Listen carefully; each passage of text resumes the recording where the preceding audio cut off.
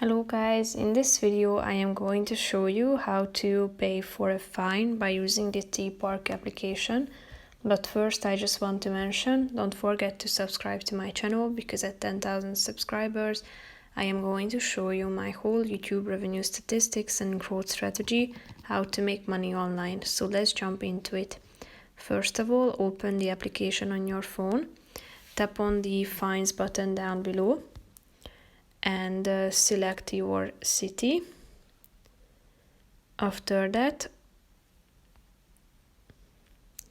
add your license plate and your parking fine number.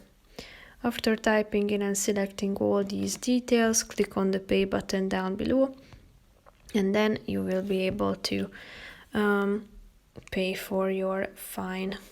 That's pretty much it for this video, guys. See you in the next one. Bye bye.